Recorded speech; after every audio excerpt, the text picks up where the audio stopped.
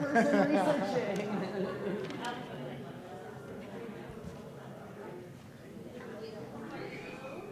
Well, good afternoon, folks. Thanks for braving the rain, which should have been here for weeks, but finally got here to come out to the program this afternoon. We're glad to see you all. My name's Eliza Canty-Jones. I'm happy to welcome you here to the Oregon Historical Society. At the Oregon Historical Society, one of the things that we think about a lot is the many, many thousands of years of history in this place and the fact that we're always on Indigenous land when we're here in Oregon. And we think about that for a lot of different reasons. One is we really want to encourage folks to spend time pondering the past 200 years of history and what that has meant for Indigenous people of this place, and also to think about the ancestral and ongoing relationships between the people of the places where we are and the plants and land and animals of these places. We know that this, where we are right now, has been one of the most densely populated places in our state for many, many thousands of years. A lot of languages were spoken here, including Chinookan. And many of the peoples of the lower Columbia River who have lived in this place are now gathered at Confederated Tribes of Grand Ronde and at other tribes here in the region that exercise their sovereign rights as nations within the United States. We also know that here in Portland we have, I learned the other day, about 70,000 Native American folks from tribes and nations all across this country, and we just want to respect all of those folks and their ongoing sovereignty with their tribes as well. So we have a lot of great resources for learning about the Indigenous people of this place and encourage people to think about that. One of the resources that we have is our Experience Oregon exhibit that opened on February 14th of this year. And today's program is part of a series. It's actually the final program in our Experience Oregon series that we have created for this year to really deepen our understanding of much of the history that's in that exhibit and help us all think even more about many of the ideas that are raised in the exhibit. So we're really so grateful for the many scholars and knowledge holders who've come to speak in the series. All of the programs have been recorded. Thank you very much. My coworker Jay Kosnett, who's recorded the programs and then taken time to professionally edit those and put them up. You can find them on the OHS YouTube channel and ohs.org experience or /experience Oregon. So they're on our website, and this will be up in a few weeks as well. The mission of the Oregon Historical Society is to preserve our state's history and make it accessible to everyone in ways that advance knowledge and inspire curiosity about all the peoples, places, and events that shape our state. And public programs like this one are one of the ways we do that. I want to let folks know if you're here for the program, there's a lot of extra chairs up here, so feel free to come on and make your way in. As always, the front has extra seats, so. We also make available online resources, the Oregon Encyclopedia and the Oregon History Project. Our research library is really the foundation of all of the work we do here at OHS. It holds all of the ingredients for Oregon history. It's accessible to the public, it's free to everyone, it's open 32 hours a week this year until December 28th. We're going to be engaging in a long overdue renovation of our research library in 2020. It'll be closed, yes, big yes. Thank goodness the researchers say thank you. It'll be closed for research the first 2 months of next year and then open at our offsite location by appointment and then closed again for moving back in at some point next year when it'll be beautiful and fabulous. And thank you to all of the donors who've helped make that happen. Our work is supported by our members and our volunteers, thanks to those of you in the audience, foundations, corporations, individuals, and of course Multnomah County residents who've now twice voted to enact a modest property tax levy that supports us and historical societies in East Multnomah County. If you are a Multnomah County resident, A, thank you very much. We really appreciate the support. And B, make sure you take advantage of the free museum admission and discounts on membership all the time. One of the other projects of the Oregon Historical Society is the Oregon Historical Quarterly, now in its 120th volume year. It's an incredible collection of Oregon history that's available to everyone in libraries and through subscriptions. And today's speakers are folks who I first met in 2016 when the Oregon Historical Quarterly put on a symposium about migration in Oregon history. We all gathered about 8 days after the 2016 presidential election to talk about immigration and migration and the deep history of those things in Oregon history. It was a wild time, and we produced a special issue from that symposium about a year later. So that's available in the museum store as well. So it's really my pleasure to have our speakers with us today. I'm going to go ahead and introduce both of them, and then they're going to take turns, and then they'll be available for questions from the audience. So Lynn Stephen is Philip H. Knight Chair and Distinguished Professor of Arts and Sciences, a Professor of Anthropology, and a participating faculty member in Ethnic Studies, Latin American Studies, and Women's and Gender Studies at the University of Oregon. She founded the Center for Latino, Latina, and Latin American Studies and served as its director for 9 years. She has served as president-elect and president of the 12,000-member Latin American Studies Association. Her scholarly work centers on the impact of globalization, migration, nationalism, and the politics of culture on indigenous communities in the Americas, and engages the history of Latino communities spread across multiple borders through her concept of trans-border communities and migrations. She has a strong commitment to collaborative research projects that produce findings accessible to the wider public, and her work includes films such as Sad Happiness, Cynthia's Trans-Border Journey, as well as websites and scholarly publications. Her current collaborative research explores the structural opportunities and challenges that facilitate and impede Indigenous women's access to gendered justice in Guatemala and the United States. Lynn Stephen has authored or edited 12 books, 3 special journal issues, over 80 scholarly articles, including one in the Oregon Historical Quarterly. Also joining us today is Dr. Mario Sifuentez, who is Associate Professor of History at the University of California, Merced, where he is also currently the Director of the Humanities Center. He received his BA as well as his MA from the University of Oregon in Ethnic Studies and History. He completed his Ph.D. at Brown University in American Studies with a focus on immigration and labor. His book, Of Forests and Fields, Mexican Labor in the Pacific Northwest, came out in 2016 and analyzes the factors that brought ethnic Mexican immigrants to the Pacific Northwest and the ways in which immigrants responded to the labor conditions by demanding both labor rights and citizenship rights. It was named a Choice Outstanding Academic Title. He is currently at work on his second project on water, food, and farm workers in California's Central Valley. Please join me in welcoming Dr. Stephen and Dr. Sifuentez.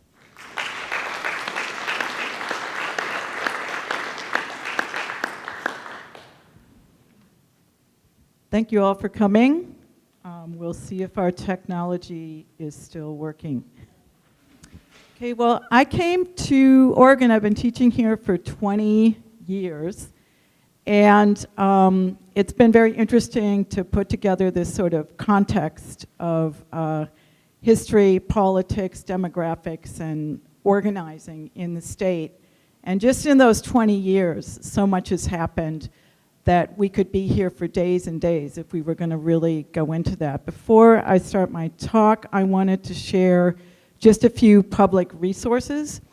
This is about a 50-page book that's a PDF available, the story of PCUN and the farm worker movement in Oregon, that I wrote with collaboration of PCUN members, a couple of whom are here today and could author much more.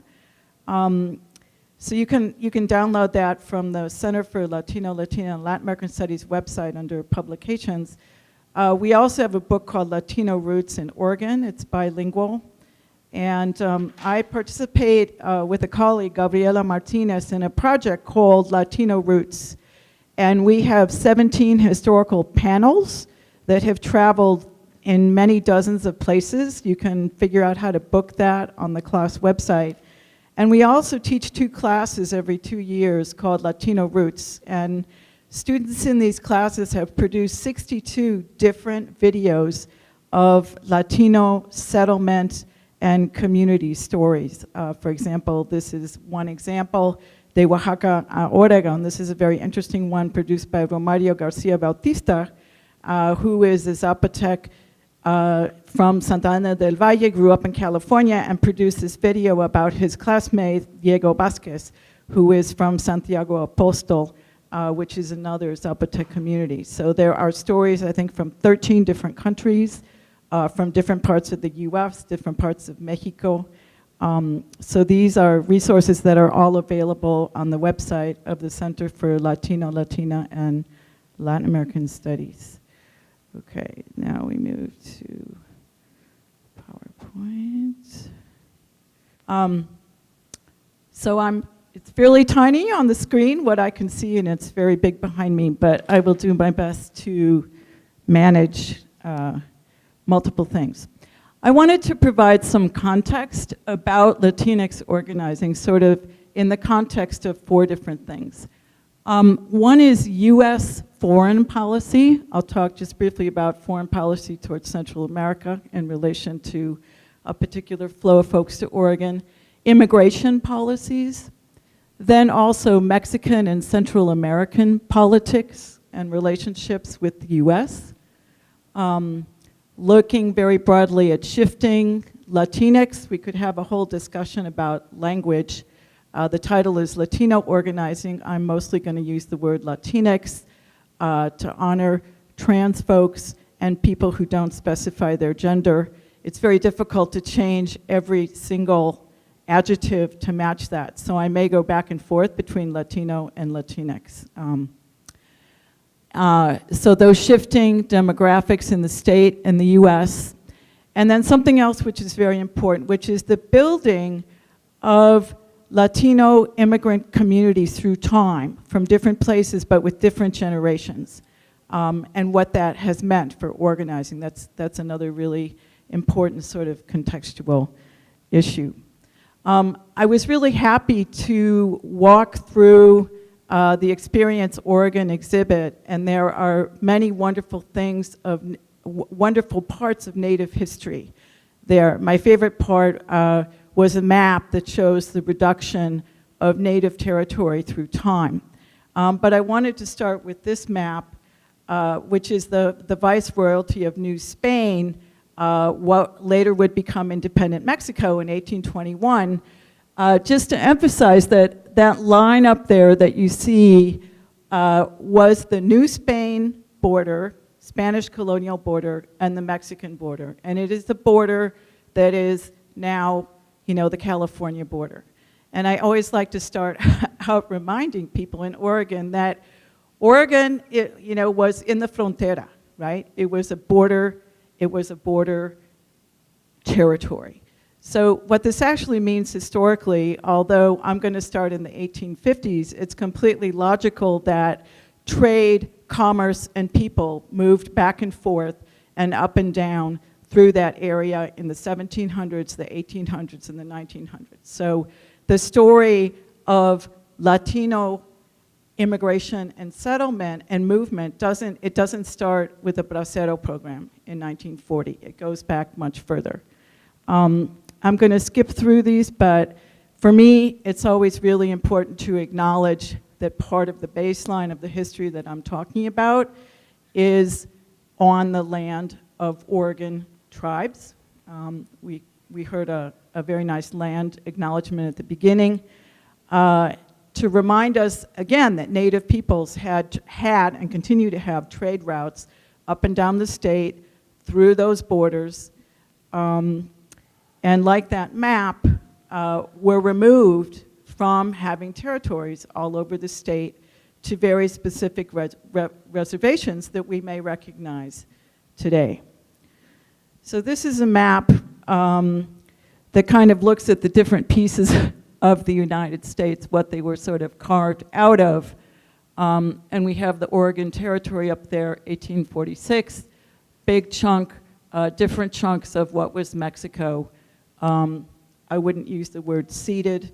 The United States initiated a war. The outcome of the war was that 50% of Mexico became the US. And you get a very different narrative of that history if you study history in a Mexican university or a Mexican high school than you do in an American high school. This is another map that I use to teach, to talk about how space becomes racialized and becomes, in this case, white, with this map sort of showing wagon trains proceeding along the Oregon Trail in the territory with nobody else there. And in fact, the space was occupied by Native peoples and by a lot of other peoples. And I wanted to just use a quote from a wonderful colleague and friend who passed away, Peggy Pasco, from a 2009 book And she writes, she states, of white settlers who arrived in the 1830s, they started trying to turn a polyglot province peopled by Pacific Coast Indians, French and British fur traders, and native Hawaiian laborers into a white body politic. And she writes about a series of laws, anti-miscegenation laws that prohibited intermarriage. There were other laws that prohibited people from owning land. So there's a whole history in this time period, 1830s, 40s, 50s, and 60s, that's very important to the state. And I was commenting to Eliza that this would be a really interesting way to move forward the exhibit that's up there now, because one of the pieces of history that's been very well documented by a historian named Erasmo Gamboa, who's at the University of Washington, is the role of Mexican mule packers. Now, this was the way that stuff was moved all up and down what is now California. It was moved in Oaxaca. I've done research in Mexico on muleteers who moved things from Oaxaca to Chiapas to Guatemala at the same point in time as muleteers were moving things in the US. So one of the things that Erasmo has documented is the role of Mexican mule packers in supplying Oregon mounted volunteers who were fighting Native peoples, right? So they were supplying them, they were bringing supplies up in the Rogue River area, in the Illinois River Valley. I don't know if people have been there. I've been there, it's a very beautiful place. And they were hired, they worked with white settler militias, okay? This is not like a wonderful history, but it's important, right? Because it shows the integration, actually, of Mexican muleteers, of trade. It shows the integration of that into the economy and then into the war economy at that point in time. Okay, there is a mention of the way in which cattle from California and the vaqueros, the men and some women and Chinese folks who cooked and other people came up to Eastern Oregon. That's fairly well documented in the Steens Mountain area. But this is another sort of kind of work and labor and sort of establishing an important part of Oregon's Eastern cultural history that, again, we don't hear very much about these episodes. This is a map that I think is really interesting. It's the Santa Fe Railroad's 1891 route map. And the border is very muted, but you can see in terms of railroads how it goes all the way up down the West Coast, down into Central America, down into Central Mexico. So it really, I like to show this because it really shows through the railroads how integrated the political economy of this whole region is. And all kinds of things went on those railroads. Mining was also very important, and extractive industries and all kinds of things. So I think it's important to also place Latino Oregon historically in this context as very connected to Mexico, not divided. So, and that's 1891. That is a long time before, you know, that first benchmark that most people point to in terms of the Bracero program. One of the other things I've been interested to think about, and I won't say very much about it today, but is the way that race and the way that, quote, Mexican national people were differentially racialized in the state of Oregon and in the US. A lot of people think that the first Bracero program started during World War II, but in fact during World War I, there was a very significant labor recruitment from Mexico. About 72,000 to 80,000 Mexican laborers were recruited to work in the US during the war, and they did construction, railroad construction, and farm labor. And despite the fact that we had an Immigration Act of 1917 that established a literacy test and a head tax, these Mexican laborers were exempt from that. They didn't have to pay that. They were encouraged to come into the country. 1924 is when the US Border Patrol is established. In Oregon, one of the things I was trying to figure out was when did the word illegal come to be taken for granted? Like in the Oregon press, it's been in government documents. And we really can look sort of to the 1940s. The 1930 census nationally in Oregon, there's a separate category in that census for Mexicans. That's the only time in the census where that national category for Mexico is separated, and they're classified as white in that census, like white foreign nationals. And if we look at the Oregon census, I mean, the census, I think, always, whether it was 1920 or 1930, doesn't reflect all of the numbers of people who are there. But for example, the 1920 census lists Mexicans under the category of foreign-born whites, okay? Says there were 569. In the 1930 census, Mexicans are listed along with Indians, Chinese, and Japanese, okay, as non-white. So I'm sorry, that changes from 1920 to 1930. And it lists, for example, 29 Mexicans in Marion County, 24 live in Salem. By 1940, Latinos, or what we would call Mexicans, were again considered among the foreign-born white. And there are numbers recorded in Salem and Marion County, Polk County. So the numbers are very low, but the racial category changes, like from white to non-white, back to white. And then with the Bracero program,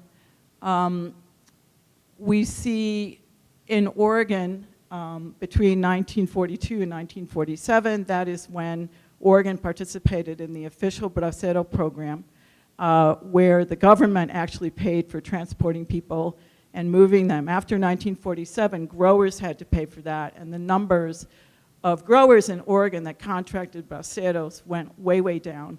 But people began to come from Texas, and they began to come probably also undocumented.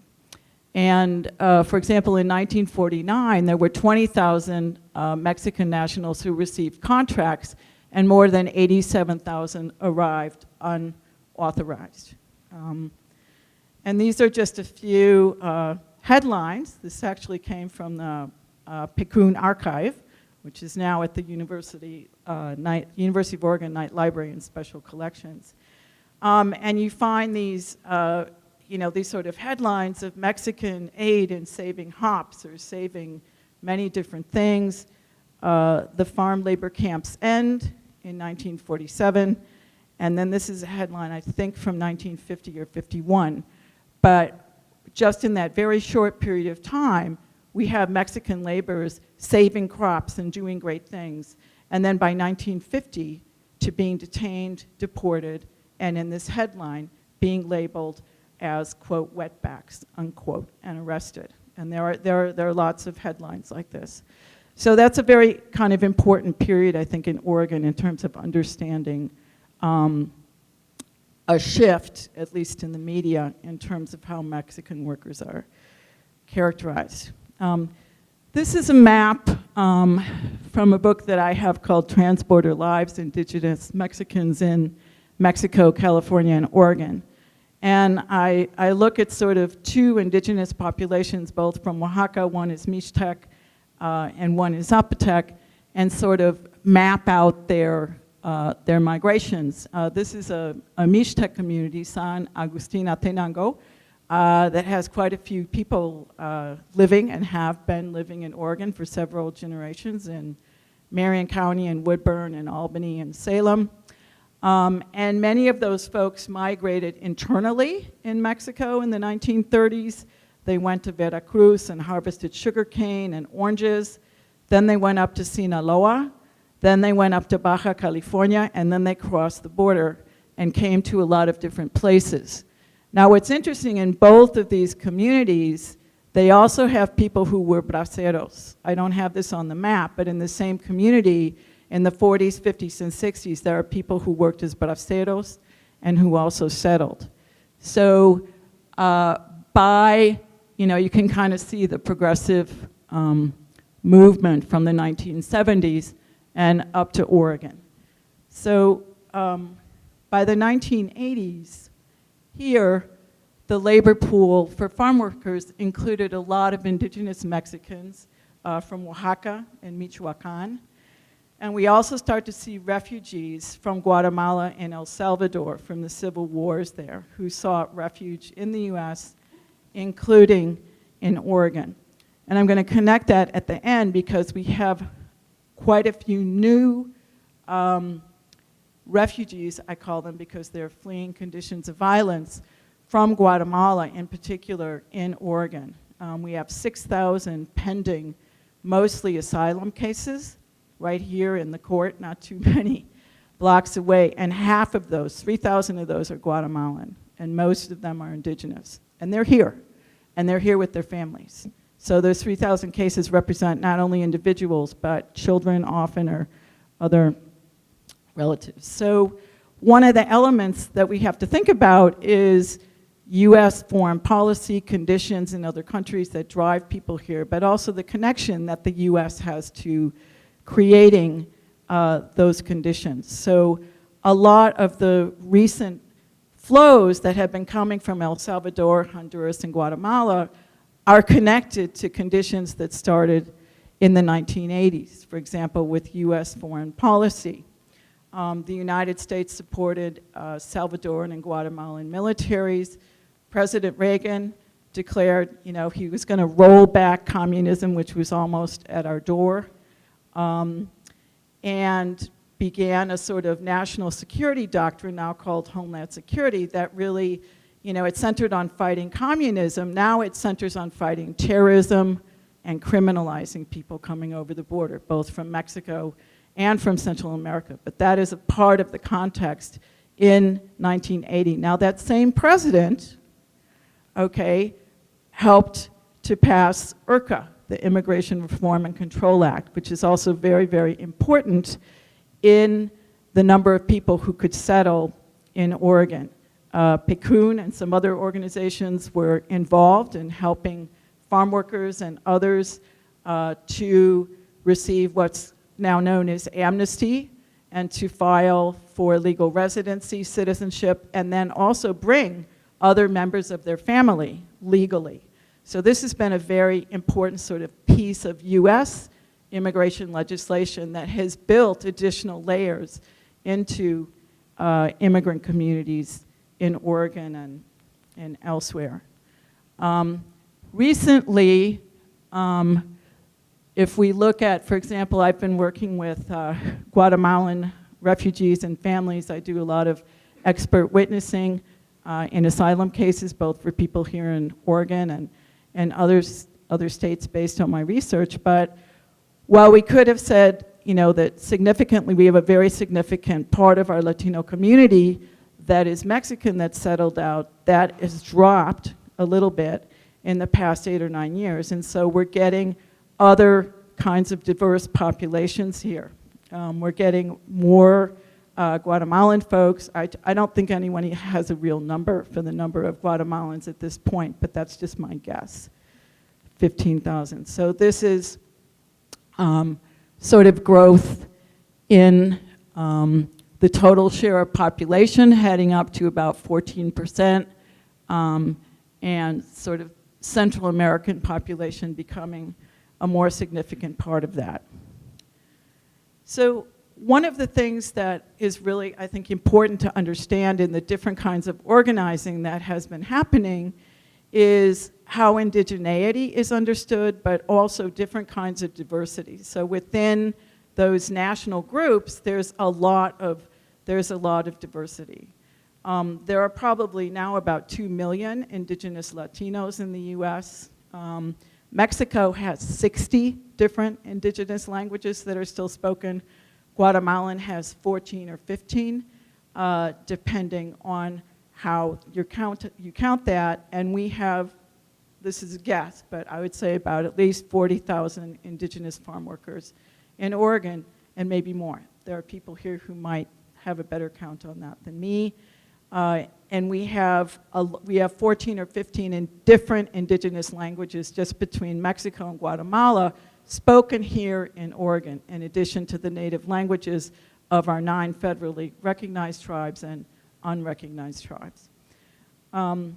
So one of the things that's been interesting to watch both here and also in California is the way that indigenous communities within Guatemalan or Mexican communities try to sort of highlight their identity. There have been campaigns, for example, for people to register their ethnic affiliation on the US Census, right?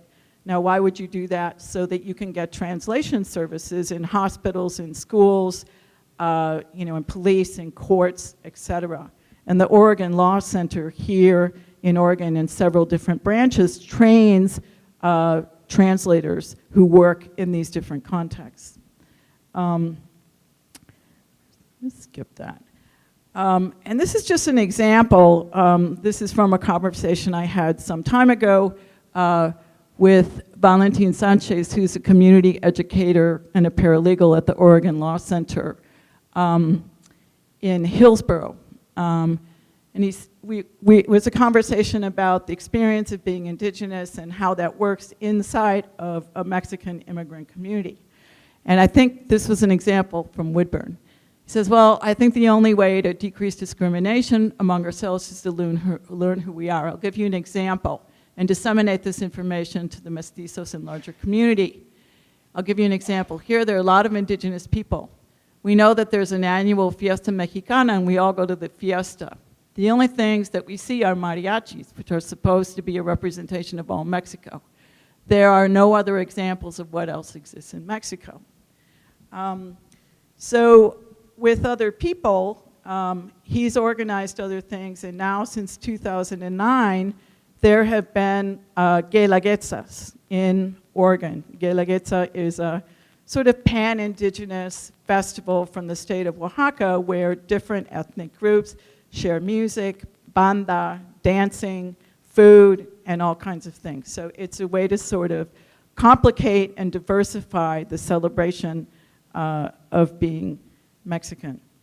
In terms of other groups, this is a slide of a marimba dance of some Hmong immigrants in the state of Oregon, but the numbers have greatly increased, and just like Mexicano communities, you find people from very specific places that maybe have people who settled in the 1980s, some other people who came maybe in the 2005, and now this more recent flow.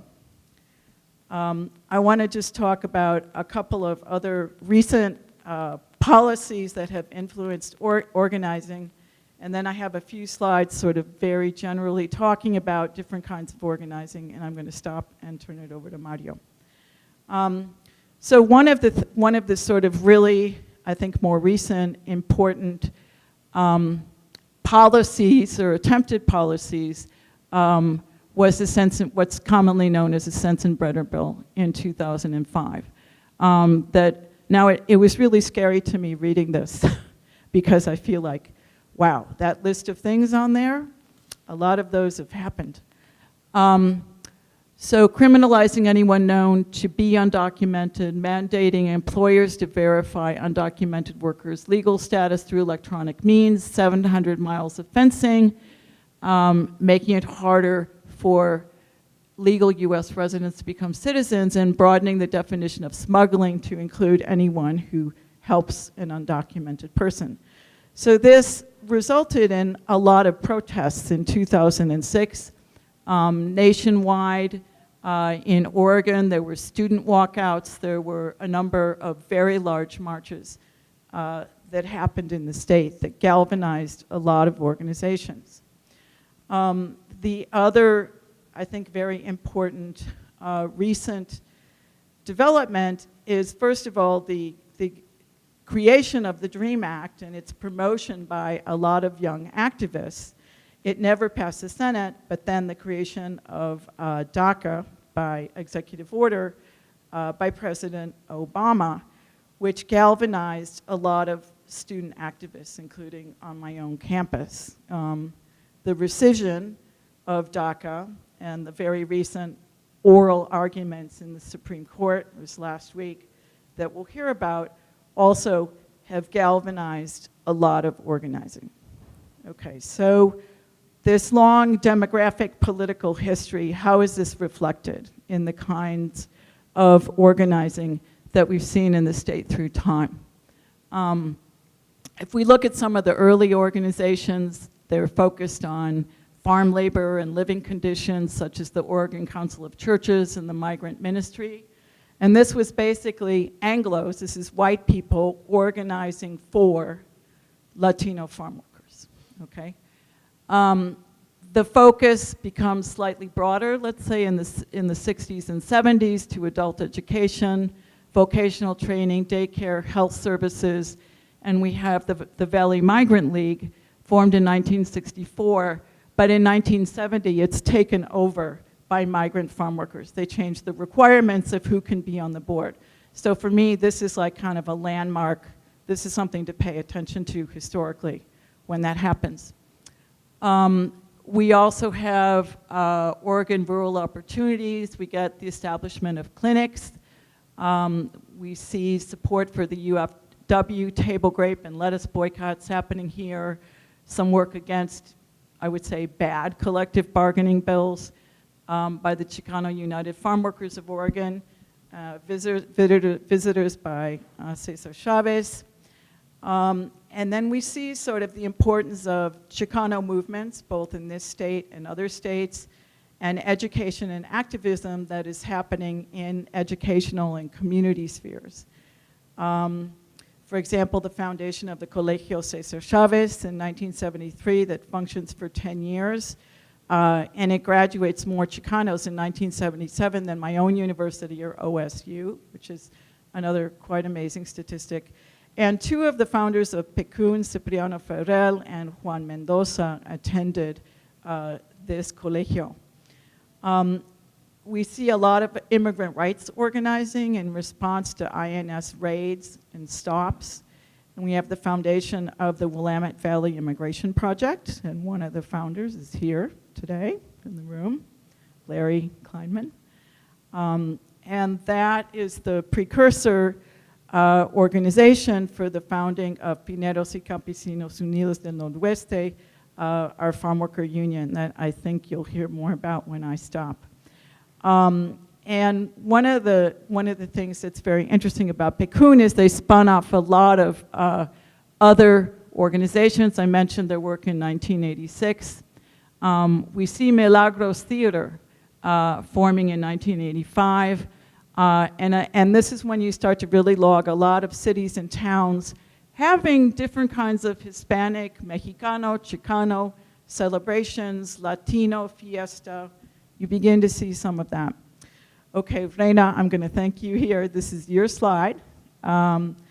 This is a slide showing all of the different sort of satellite organizations that are a part of the PCUN network. Okay, so there's PCUN. They're not coming up in order, but radio station in 2007, the Labor Union, the Willamette Valley Immigration Project, Mujeres Luchadoras Progresistas, which is a women's organization that started in 1997, the Farm Worker Housing Development Corporation in 1915, the Capaces Leadership Institute in 2011, Causa, which was started in 1995, Luz, which is a youth education organization, Mano a Mano, sort of services. And this is the most recent addition, the Salem-Kaiser Coalition for Equity. Ooh, someone's taking a picture of your slide. I thought it was an awesome slide, too. Reina came in and presented to my class a couple weeks ago, which is great. So just to wrap it up, other kinds of organizations in other parts of Oregon. Centro Latino Americano started in Eugene in 1972. La Clínica del Valle, there was first the Clínica Azteca for farm workers in Phoenix. In Medford, UNATE, Center for Farm Worker Advocacy in 1996. and the Latino Community Association, which now functions in Redmond, Madras, Prineville, and Bend. And then we see other kinds of diversity happening in terms of gender and sexuality. Adelante Mujeres, formed in 2002 in Hillsborough. Huerto de la Familia in Eugene, that works with Latino immigrant families to do their own community gardening and farming and sort of entrepreneurial business around food. Portland Gay Pride, which is now called PDX Latinx Pride, starts in 2007, and that's the poster from the first Salem Guelaguetza in 2009. We also start to see elected officials. These are just some folks, but Vega Peterson running for Multnomah County Board of Commissioners, Diego Hernandez being in the legislature, Teresa Alonso Leon in 2017 as a state rep, Juan Carlos Gonzalez, who won an open metro seat in 2018. The Woodburn School Board, if I read the website correctly, currently has a majority of Latinx members. The Gresham School Board has 2 new Latina members. And I had to mention that we defeated Measure 105, which would have ended Oregon's sanctuary law. So I'll just wrap up with this map that sort of shows the concentration of where Latino folks are in our state, probably at least 500,000, probably more. But I hope that provided some useful context. Thank you.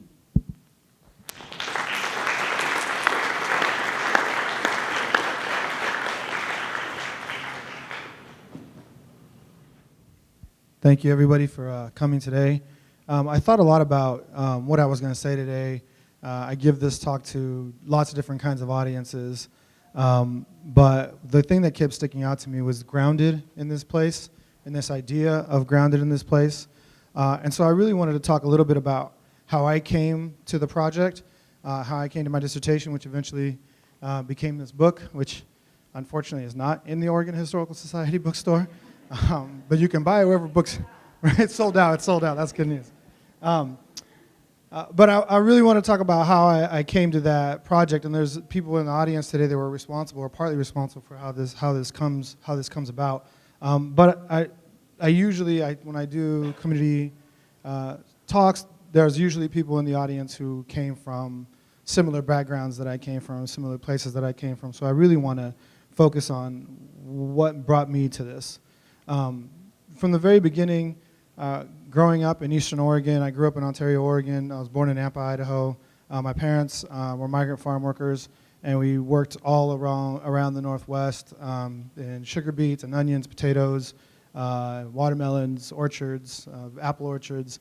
And ever since I was a kid, I had always asked myself, how did we end up here, right? How did we end up in Oregon? And I had this question. It was a question that was driving me ever since I was an undergrad, even before that. But I tried to find that answer in a whole bunch of different places. I was a religious studies major when I got to Oregon, and then I became a psych major for a little bit because nothing is more interesting to an 18-year-old than himself, right? And so finally I sort of started to think about this question of how I ended up in Oregon as a historical question, right? As a larger question, as a bigger question. And I started digging into kind of this relationship that I had with a professor there by the name of Matt Garcia, and I would continuously ask him, where's the book? Where's the book on this? Where's the book on this? And he's like, I don't know, there is no book on this. And I just sort of went through undergrad thinking about this, talking about this with him, and one day he calls me into his office and he says, you should write this book. And I was like, wait, it had not dawned on me that I could write a book, right? That people who come from where I come from could write a book. People who come from where I come from can write a book about their family, right? About their communities, about the places that they're from. And so I started thinking about this again with this title, Grounded in Its Place, right? Grounded. And so I want to start by showing you some slides. This is a document signed by my grandfather, Santana Sifuentez, attesting to his work history that was signed by a notary in his attempt to bring my grandmother and her children to the United States. And so if you see, you can see here on the next slide here, and up here it says, his wife, Margarita Contreras, 30 years of age, and her children, Maria Guadalupe de Hoyos, 13 years of age, Remigio Sifuentez, 3 years of age, Oralia Sifuentez, 1-year-old, and Mario Sifuentez, 5 months old. That's my father. And here another document that we had in our family archive, which I thought was interesting, which ended up being an important part of the book, is a letter testifying to his employment history with one Taro Yoshihara. Right? And so I started thinking about this and the relationship between Japanese farmers and Mexican farm workers in Malheur County in particular became very important to this story that I told. During World War II, Malheur County was the home of the largest free Japanese population in the country. And Taro Yoshihara being one of those men that was free during the war and bringing workers from Minidoka and also Mexican immigrants and settling Mexican immigrants in the community. So one of the chapters in the book details the way in which Japanese growers rented, first of all, to Mexicans, which nobody else would, opened up a Japanese hall out in what was then called, what's called the Butte, right, in Oregon, out in the country in Oregon, in Ontario, that held quinceañeras. They had a baseball field. They had these Mexican baseball leagues, these migrant baseball leagues, where migrant camps from Weiser and Payette and Fruitland would play Ontario and Nissa and Vail, and provided this kind of social space for Mexicans that didn't exist up until that point. They also, because of the discrimination that they faced, the Japanese growers faced, began working in a niche economy of onions, right? The really large growers in Eastern Oregon were mainly potatoes. And so there was this little niche market for onions and that Japanese growers began to participate in that allowed them to start providing year-round employment for Mexicans in the packing sheds. And so this is the first time, right, during this year-long employment that Mexicans are able to stay as opposed to continuing migrating either back and forth from Mexico or in other parts of the Pacific Northwest. This is not a story that I expected to find, but the archive took me ultimately in that direction. These are some more applications for immigration from my grandmother. And that's my father and Guadalupe de Hoyos working in the onion fields. I began telling this sort of story or thinking about this kind of thing as an important story when I would participate in a Bracero Oral History project, which I'll talk about here in a little bit. But the Bracero Oral History project really opened up the opportunity or the understanding or the belief that I could use oral history as an important way of telling people's stories. And that was not something that I had really thought about previous to the Bracero Oral History project. I had found stuff in his building, actually in the Oregon Historical Society archives. I had found stuff in various university archives about Mexicans. And going to grad school, I was thinking to myself, I don't want to write a story, a book about what white people thought about Mexicans, right? That's a very different kind of book. I had lots of information from the Bureau of Labor, from other industry, from other organizations that were saying there are 500 Mexicans here and 600 Mexicans here, and there are Mexicans working in the forestry industry here, and there's newspaper reports about what Mexicans did, like you saw, like they saved, or they were, drunkards, or they were whatever. There were all these different stories in the newspapers and all these different things about what people thought about us. But it was very hard to get to the story of what we thought about ourselves and what our communities did and what we thought about, what we fought about, what we celebrated, what we enjoyed. All of those things were missing. And so the Bracero Oral History Project really gave me an entry into saying these stories are valuable and this is the way that I should go about gathering these stories. So the first person that I tried, or the first people that I tried to interview were my parents, and they said no. I said, okay. So who should I interview then? Where should I start? And they pointed me to an individual by the name of Osvaldo Gonzalez. And Osvaldo was a contractor, and he was the person who contracted my parents. And he was ultimately the person who was responsible for contracting a whole bunch of people. And Osvaldo was in his 80s at the time and had a very good reputation even amongst the people that he that he contracted. And so he said, well, you should talk to this person, you should talk to that person, you should talk to all these other people. And so I began interviewing a lot of people, and I think my book would not be possible, I think, without the relationships that I had built over the years in the immigrant community, in my own community, and the relationships that my parents had built, right? Because it was easy for me to go and say, I want to interview Mario and Lily's son, and they're like, okay, right? And some of the people that I interviewed had worked with my parents, had been contracted by the same people. The granddaughter of one of the individuals that one of the families that I interviewed is in the back. Jessica, if you want to wave to everybody. Her grandparents are in the book. So it became really an important story that that tied our, these different communities groups together. And I really wanted to tell that kind of story and share that kind of story. So these are family photos of working in the fields. Neither of these are me. These are my older cousins working in the field. And the cover of my book is two of my cousins working in the onion fields. I have not disclosed to either of them which one of my cousins are on there. I know who it is because I know whose parents gave it to me. But I like to have them argue about who's who in the photos. So the Bracero History Archive, I wrote a piece for the Oregon Historical Quarterly and that described the kind of process that we went through to do these interviews. I would encourage all of you to read it. But the long story short, I think, and I can give a whole talk just on this. Long story short, I think, is two things. The two things that became the common thread in all of the interviews that we did was, one, why do you want to talk to me? None of the things that I did were important, right? That was the common reaction that we got from the braceros that we interviewed. And we consistently were saying, had to sell them on this idea that they were history makers, that they created history, that they were an important part of history, that their stories were important. And the second common theme that emerged when we would do these interviews is that the family members had no idea, right? The family members had no idea about the history that these men had lived. And many of them at this point in their 80s and 90s who had been participated in this program. So what I like to tell people when I give talks is interview your grandparents, interview your family members. Like, they have stories that are incredibly important, incredibly valuable, and the stories that that really, even me, who was in a graduate program studying this, did not know. I had to go back and interview my grandfather before he passed away to know what his story was about how he got to the United States and where he worked and the kind of different things that they worked in. And so when I teach I teach at UC Merced, University of California, Merced, which is a Hispanic serving institution.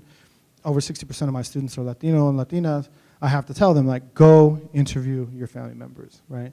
Because our stories are not in books. Our stories are not in journals. Our stories are not necessarily in letters. They're not in these spaces. They're in our minds, right? They're in our history, in our collective history, in our collective memory. And this becomes really important for people who do not leave very complete historical or written records to be able to tell these kind of stories.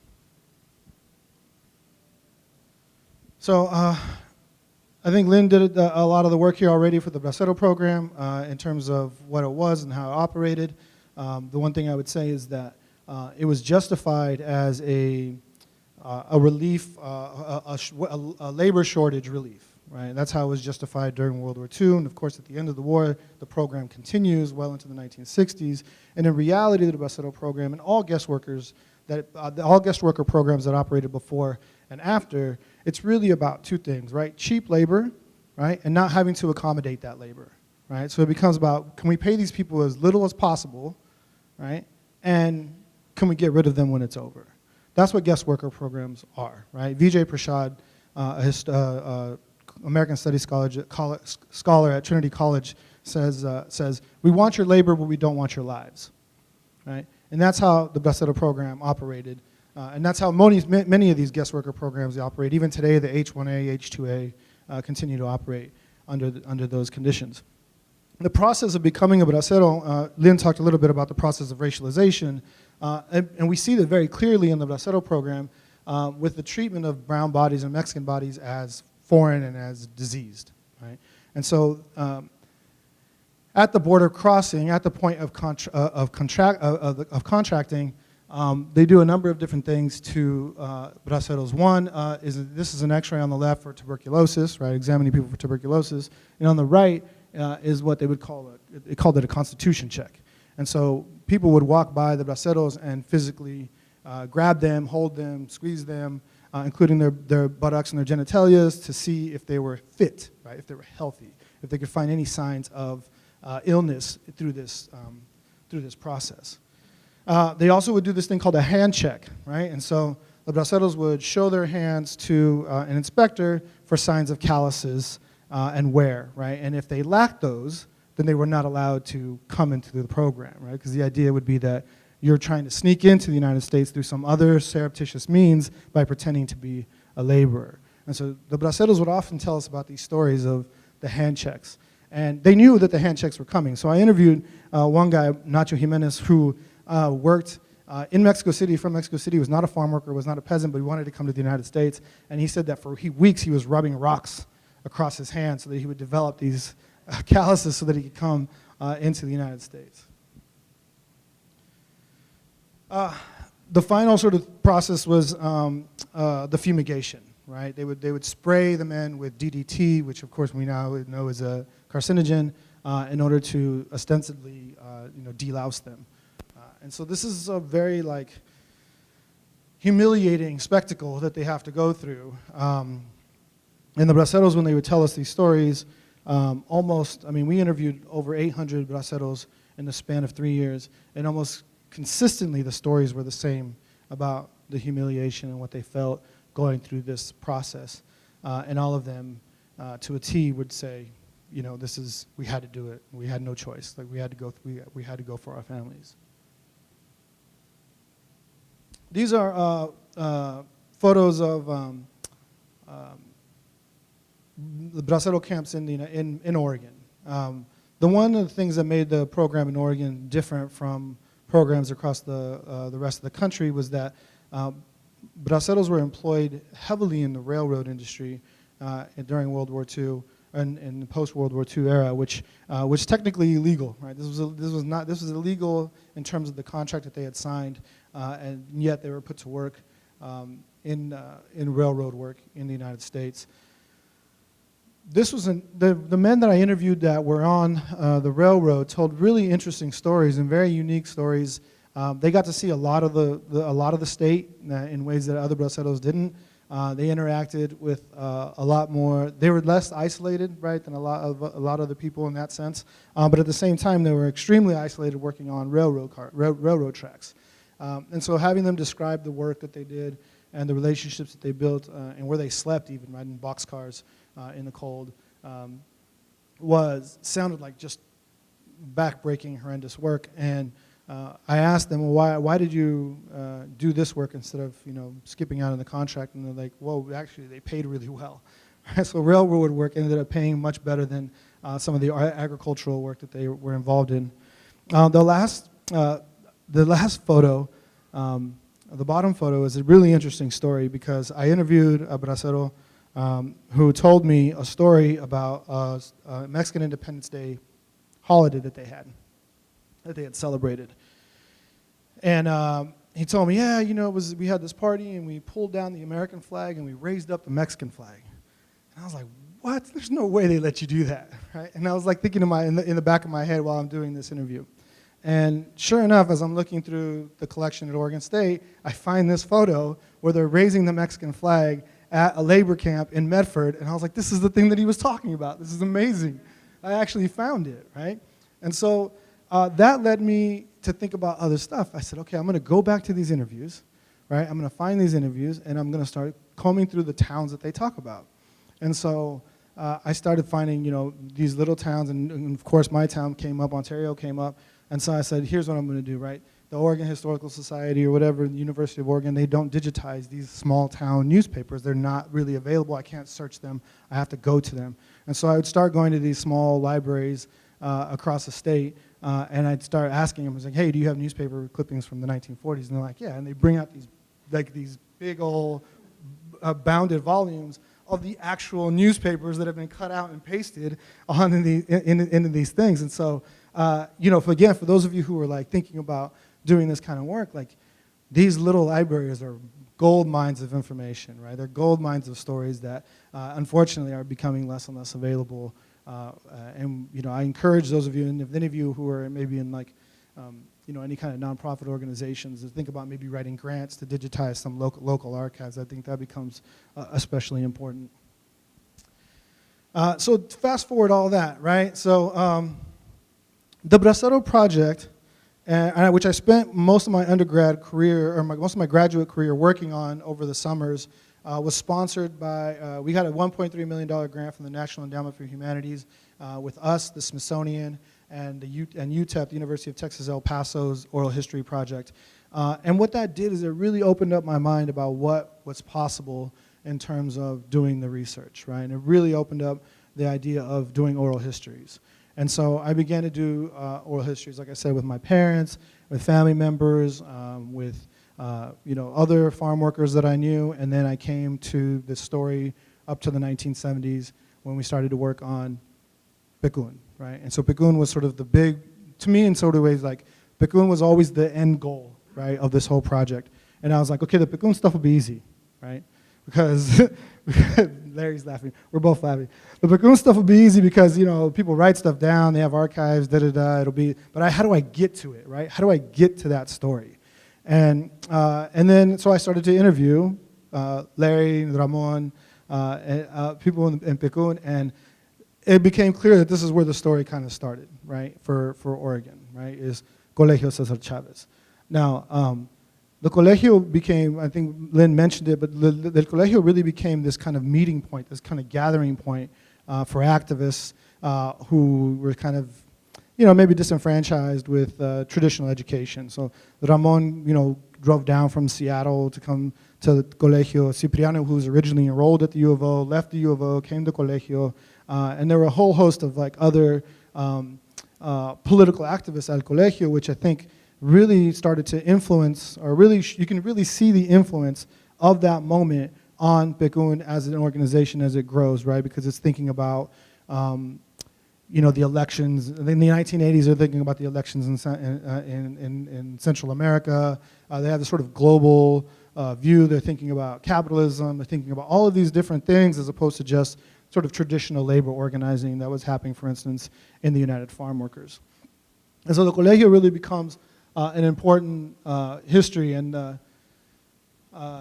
was kind of the jumping off point for PCUN. Larry, who's in the audience, Larry Kleiman, writes a newspaper story about the closure, or the attempting closure, of Colegio Cesar Chavez, which I talk a little bit about in my book, and I'd be happy to answer more questions about that as we move forward. Of course, and again, the United Farm Workers were sort of the most well-known and effective farm worker organization in the 1960s. They do come to Oregon occasionally. Caesar is never, he says this in an interview with Jacques Levy, he says, my heart was never really in Oregon, right? They had all these other fights going on in California, the war with the Teamsters, all kinds of other things happening.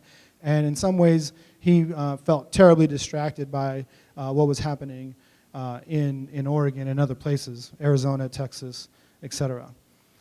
The thing that I think ultimately sort of separates PCUN from the United Farm Workers, the United Farm Workers have a very explicit anti-illegal immigrant stance in the 1960s that starts to cause a fissure between him and the sort of mainstream Chicano movement, right? And so leaders from the mainstream Chicano movement in San Francisco and LA send Caesar this letter saying, this kind of thing that you're talking about with undocumented immigrants is backwards and it's not going to work and we need to really rally together. Caesar really doesn't really want anything to do with it and doesn't respond. And he responds in a way that, actually he does respond publicly, but he responds in a way that's dismissive of the whole idea. Now, people will say that this is really about undocumented immigrants and scabbing versus, people who were on strike. But the reality of it is that United Farm Workers had a much more systematic attack on undocumented immigrants throughout the Central Valley in particular.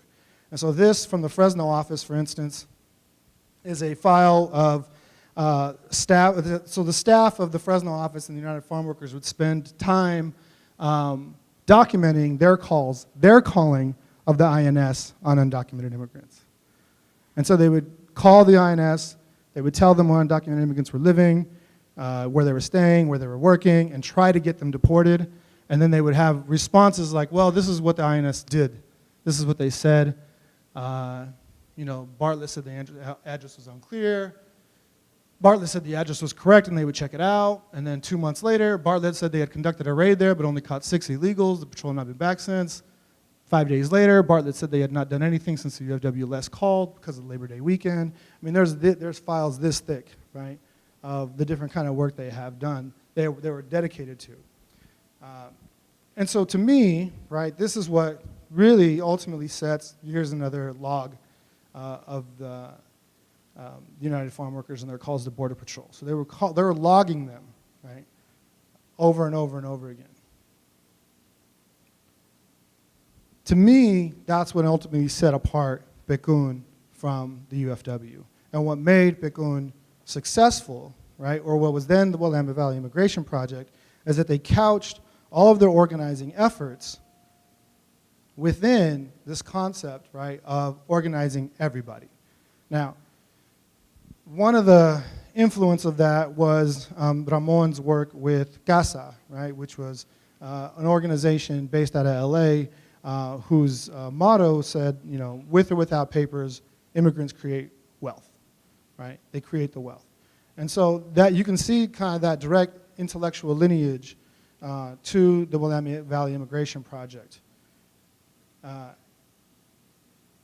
And I think one of the interviews that I did with Larry, one of the things that Larry really made clear was, here are these newcomers to the community. We're here. We care about immigrants.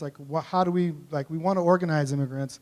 We want to organize a union, but then how do we gain the trust of immigrant communities when we're not actually from here, right? Ramon's from LA, Cipriano's from Delano, Larry's from Ohio, right, or Chicago. We got all these, how do we do this? And so immigration really became the thing that people were worried about. People were worried about raids, people were worried about being deported. And you say, well, if you're going to organize the community, then we have to organize the community based on what their needs are and not what we want to do, right? And so that really became the kind of crucial message that I think happened, that the through line that was at the heart of what the WVIP was doing. People always ask me why my book is of forests and fields, right? And the first kind of major thing that kind of sets the story apart from other immigrant organizing efforts is the work of reforestation workers, right? And something that people had been very unclear about or very in the dark, including members of the Willamette Valley Immigration Project, about who was working in the forest, where were they, what did they do, how much were they paid, what were the dangers that they were facing. And the WVIP does this important, I think, right, really important historical work of doing a survey of the various different reforestation workers in the national forest. One of the things that became clear is the highly exploitative nature of this work, the isolation of this work, but most importantly, I think also that by default, the #1 employer of undocumented immigrants in Oregon was the federal government. Right? That's who was working in the reforestation effort there. So I think that became a really kind of important crystallization of these ideas. Lynn mentioned earlier about 1986 and IRCA. There's Larry over there on the far left, right up there. His dapper Guayabera. This was the first class, right, Larry? This is the first class, the first SAW class. So this is the first group of immigrants that received amnesty after the 1986 work. And I think, again, like the early work of the WVIP, PCUN really saw the value in doing this kind of work for the community for what the community was asking, right? Because when IRCA first passed, who got citizenship, who didn't get citizenship, who was eligible, who wasn't eligible, what the process was like, what you needed, was incredibly obtuse, difficult to understand. There were also a number of people who were trying to take advantage and scamming and perpetuating fraud against immigrant communities. And PCUN really begins its foundation and gets its foundational base of members through this immigration work that they do in 1986. I think I'm out of time, right? So I'm gonna, these are some photos. There's SIP in the fields. You know, the latter half of my book details the kind of story of the first successful strike, farm worker strike in the States since the 1970s, I think. Ramon, and you know, again, Lynn talked about some of the work that they're doing now, KPCN, Capaces, et cetera. So, thank you so much. I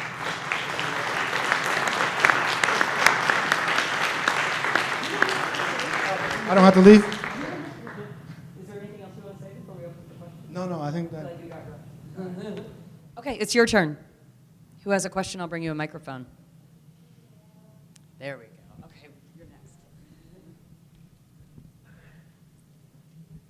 3, 4, 5 decades ago, there was a lot of publicity about migrant workers following the harvest north through the Great Plains and then over to the coast for the tree crops. You don't hear about it anymore. Has that stopped, or is it just old news?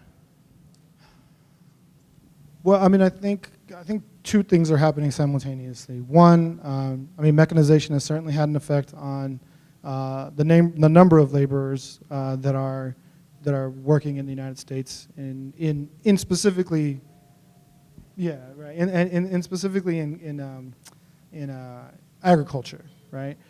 So I think that's part of it. The other part of it, I think, is immigrants are demonized in a way that makes telling a sympathetic story increasingly difficult for media. And I shouldn't say difficult. I don't know what they don't do it, right. They don't tell sympathetic stories. You know, I think one of the things that Lynn was mentioning in her presentation is the language change in the way that they talk about immigrants, from, you know, wetbacks to illegals to criminals to whatever other kind of language that they use makes this group inherently less sympathetic. So this is a deliberate design. We have evidence, we have documents from the INS and Border Patrol offices, that internal memos that tell people and tell media outlets to use words like criminal alien, to use words like illegal, because in the 1950s, even the 1950s, even during Operation Wetback, there were a number of media outlets that would write sympathetic stories and saying, like, these are people who are just trying to feed their families. That's what they're trying to do. And that became, so there's an internal memo in the INS offices and the Border Patrol offices that say, hey, morale's really low because our officers understand that what they're doing is like screwing working people out of feeding their families. That's what they're doing, and it's making it really hard to maintain high morale in our offices. And so that this is what the decision that they came up with, is to start using these terms, criminal alien, start criminalizing border crossing, start doing all these things that allowed immigrants to be arrestable, right, and not sympathetic figures to the media and even to their own workers. Okay, I'm trying to remember the question. I thought part of the question was also, are people still doing this work? We don't hear about it. Yes, they are. There's, you know, people who are tree planters still, particularly I know out of Medford in that area. And a lot of the Guatemalan, what I call refugees, come and they also do farm work right here in Oregon. They do it on the coast. They harvest things in forests. I mean, there are other kinds of work in forests other than planting trees that people do to earn money.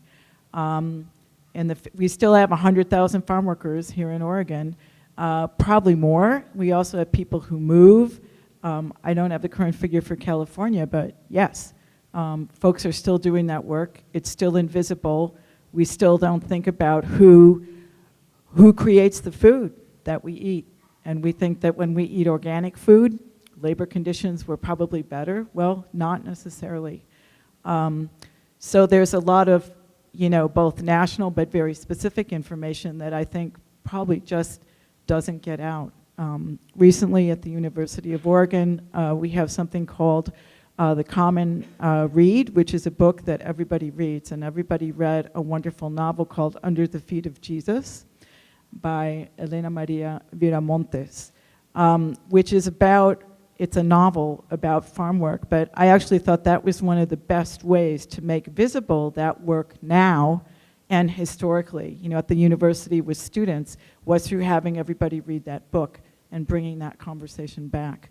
So I think there are other, you know, other forms of writing, of bringing that information back to people in a way that they can connect that are important. Yeah, hi, my name's Grant. I grew up in Fossil. My dad's ancestors settled in Gillum in Morrow County in the 1860s, 70s. German, Irish, a lot of Scots too in that area. My mother did a lot of research here, census and all the Chinese immigrants. You talked about railroads who helped with the railroads. Of course, they were essentially banned in around 1900, but then there were a lot of Basques and other groups, Southern whites who moved up to work in the mills. And just wanted to see if you could compare, you know, the Latino immigrant experience with that of Chinese Basques and other groups in different areas, and what kind of discrimination they face and what kind of industries they worked in. Yeah, that's a big question. I would say a couple of things. One, I think what continues to sort of like reinforce two things. Like, some groups are racialized, some groups are not. And even though some groups are racialized at a particular time in history, they have passed out of that racialization and are able to integrate into mainstream sort of American society. And so while I think many groups historically have faced similar exploitation, like the Irish, for instance, right? The Irish eventually move into what David Roediger calls, you know, whiteness, right? They move into whiteness and are no longer sort of marked as Irish, right? Now, the problem with that happens is that, you know, Mexicans, for instance, are continuously racialized, and so even if generations of immigrants learn English, integrate, you know, become part of mainstream society, two things happen. One, they're sort of thought of as like sort of forever foreign, and two, there continues to be Mexican immigration into the United States even after, you know, even once a particular group is, you know, a particular generation, let's say, is integrated. And so, you know, you often hear like, well, why don't Mexicans learn English? And I'm like, well, they do, and their kids do, and their grandkids do, but then somebody else comes over, right? And the process is, the exploitation starts sort of all over again. And so that racialization continues. So it's hard for me to say like, well, you know, the Irish went through this and the Mexicans went through that. And it's like very similar up to a point. And then it's continuous for certain racialized groups. I guess I haven't done work on Basques. One of the slides I took out was from the 1930 census, which is where Mexicans appear. And what's interesting is you see the languages that people speak, and you see German, you see Finnish, you see, you know, this sort of complication of nationality and ethnicity in the census. But by the 50s, that's completely erased. So, you know, we have white people, we have, you know, different names that, you know, by language or by country for people that we would now call Latinos. I'm teaching right now a class called Immigration and Farm Workers, and the first thing I do is I put students in groups and I have them do a timeline of their own family's immigration story, whatever that is. And a lot of students don't know. I mean, what's people who are more recent immigrants from, you know, many different places, say the 40s or the 50s, they have a pretty good idea. And then those students will simply say, I'm not sure, I think they came from here. So there's also a way in which the normalization of those prior immigration stories also gets passed on through families, so that the only people who, like, quote, have an immigration story may be racialized or maybe Latino or maybe African or, you know, in the context of the state. So I think it's an interesting question for for families and for those students who have more distant stories, to look into that because there is information. But I would agree with everything that Mario said about how that experience gets run through time and how some people may be stigmatized for a period but then become normalized as white. There's not even a question, there's not even a story, it just kind of is. And then other people, they have particular stories.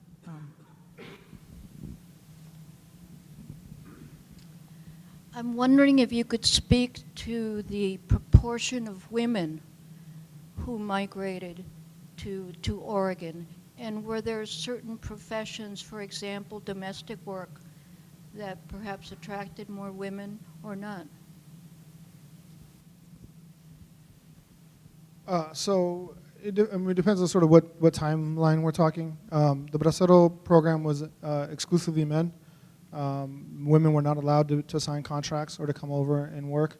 When the Bracero program ends in Oregon, that I didn't really get into that today, but that sets off this kind of chain migration, right? Is that men stay, men go to work with, like my grandfather who came as a Bracero, worked for the Yoshihara, and stayed with Yoshihara even after the Bracero program was over. You start to see that chain migration, bringing families over, bringing my grandmother over, and so you start to see a lot of families migrate that I begin to also work in the fields. And once the packing sheds open, that becomes a very gendered space of work as well. And so gendered packing sheds is where most of the women would work in packing sheds and sorting food and fruit and packing, et cetera. And then men would drive forklifts and other things like that. So that was a very gendered space. And so I think by the 1970s, you start to see large-scale Tejano migration. Again, which I didn't talk about today, but that's when you start to see people coming up from. What ends up happening after the Bracero program ends is that undocumented immigrants are being brought over by growers in South Texas from the border area as a way to depress wages in Texas. And so the cotton and other industries in Texas really take a hit, wages really take a hit, and that pushes Tejanos into the north. And so Tejanos in Wisconsin, Tejanos in Michigan, Tejanos in Delaware, Tejanos come up to Washington, Oregon, and Idaho.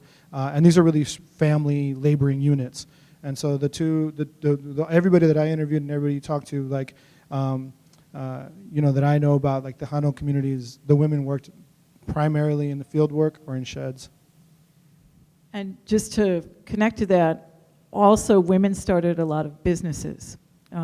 So for example, some of the baseline, some of the first businesses in Independence, Salem, Woodburn were started by Tejano women or other immigrant women. And I would say, I've done a lot of work in Mexico, looking at who stays and who goes, and there always have been women who came. I think the numbers of men may have been greater, but women have always come.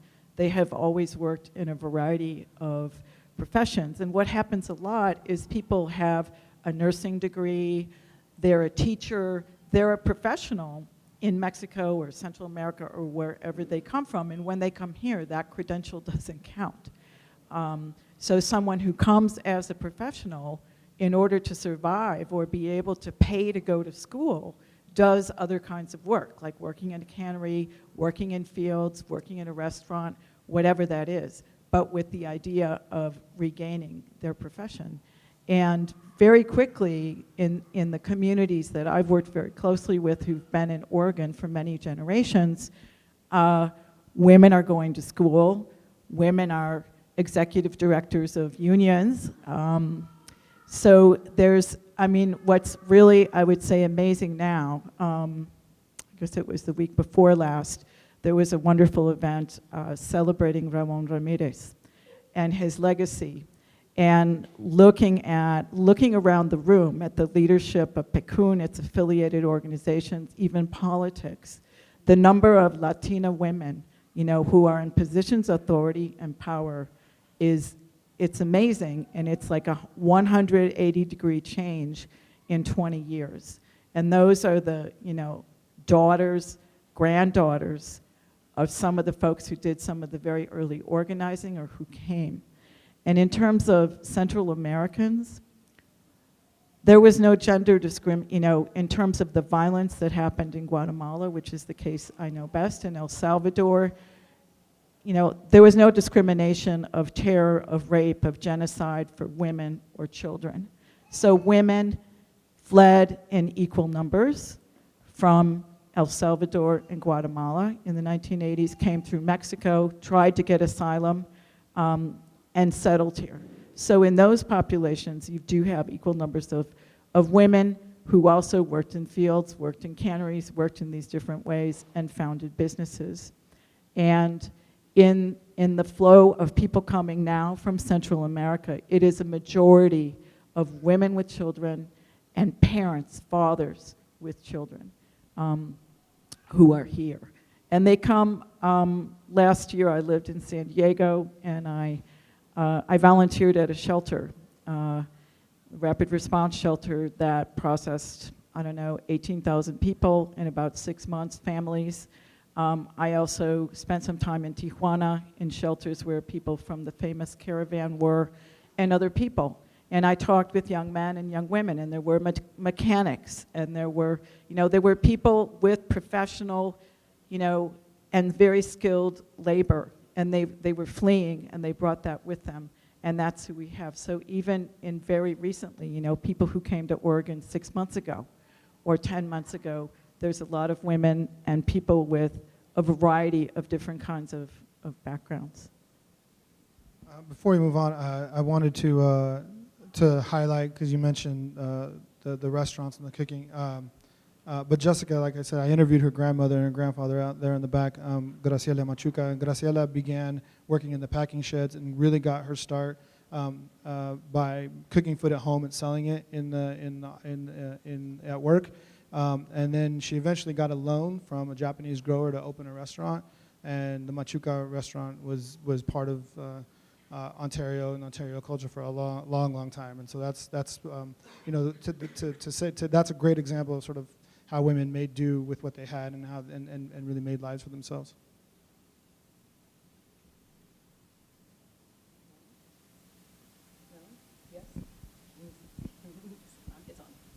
Thank you both. Both of you talked about the question of the shifting notion of whiteness. Mario, you talked about it for other whites, people that became white in that process, and you talked about it in the 20s versus the 1930s census. And I was wondering if either or both of you could talk a little bit more about what drives that changing goalpost for Mexicans in the U.S., and seems to me it has something to do with that rather large geopolitical border and its interest with agriculture, but I would like to hear both of you maybe say a little bit more about that. Okay, I'm not quite sure what the swinging is, and if it's a question about the way that Mexicans have been characterized historically in the United States or classified. First of all, I would say by who. And one of the things I love about this presentation is the way Mario presents his own story, and the impetus was, I don't want to read about what white people said about my family and who I am. I want to say it myself. So I think one of the answers about how that pendulum swing or the characteristic is, the more Marios we have, and the more people who are getting into spaces to write that history is important. And in the media, that's very necessary too. So I don't think it's like a general, it's not necessarily, an abstract swing in how people are characterized, but it's about who's telling the story, why are they telling the story, and whose voice isn't heard, and how do those voices come to be heard. So I think at this point in time, we have a lot of people telling their own story. And in 10 years, if you have the same conversation, what's the rooted history of Latinx people in Oregon? We could have 25 or 30, we could have people in the audience up here. I don't need to be here. So I think, if we look historically at education, at access to media, access to voice, all of those things. I think that's where I would find part of the answer, and I'll leave the rest up to Mario. I think maybe what's confusing is the sort of the way the census treats Mexicans, right? Because that's a very different question. At the end of the Mexican-American War, in the Treaty of Guadalupe Hidalgo, the negotiations between the Mexican government and the United States government ensured that Mexicans would be legally classified as white. That was a legal fiction. Mexicans never had the rights of citizenship, despite having lived in the land and been in the land, and that 1930s effort to classify them as non-white was largely as a government response to the Great Depression and the large-scale deportation of Mexicans out of the United States. And then it switches back eventually to Hispanic, non-white Hispanic. I don't remember what. Yeah, 70s. So it's like. So for a lot of early Mexican-American civil rights activism was centered around trying to attain that legal fiction, right? To attain that whiteness. For instance, the first desegregation cases, Westminster versus Hernandez, and the other desegregation cases for schools that eventually built to Brown versus Board of Education, they were not legally arguing for the end of segregation. They were actually ending for the reclassification of Mexicans as white to go to school with white kids, right? And so LULAC and MALDEF and MAYO and a lot of these early political organizations really sought whiteness in a way that was denied to them continuously through the courts or through policing or whatever. And by the 1960s, you start to see the emergence of terms like Chicano and Chicana that reject the idea of whiteness and start to embrace the politics of the civil rights movement and the Black Power movement. And so then you start to see that kind of organizing happening in the 1960s, in which they say, okay, clearly we're not white, right? We're being beaten by the police, we're being deported, we're being treated by the state as if we're non-white. They're being treated by the state as if we're black. And so they start to identify with the Black Panthers, with Martin Luther King, with Malcolm X, with the black liberation struggle in a way that, we have the creation of the Brown Berets and the Chicano movement, et cetera. So I think that's kind of more of what you're kind of getting at, but that's the kind of history of Mexican-American identity and the struggle for whiteness, or the idea of whiteness. All right. And if you're interested in learning more about whiteness and white supremacy in Oregon history, make sure you have your OHS membership up to date. We'll be publishing a special issue on that subject in December. Individual copies will be available for sale. It will not be the whole story, but it'll be more of it, and we look forward to sharing that with you. I just want to say how honored we are to have PCUN leadership in the room today. Thank you so much for being here. Thank you both so much. This was really great. We appreciate it.